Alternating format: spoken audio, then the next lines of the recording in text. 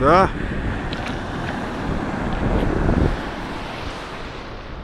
Погода нелетная, скажем так.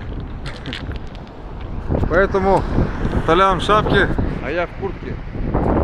Сегодня какое? 24 апреля.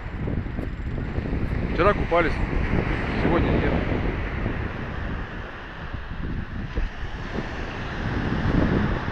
Ветерок холодный.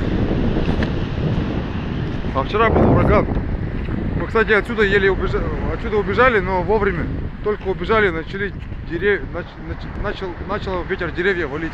Толстые, большие. На машины прямо падали деревья. Электричество у нас закончилось в деревне. Так вот бывает здесь.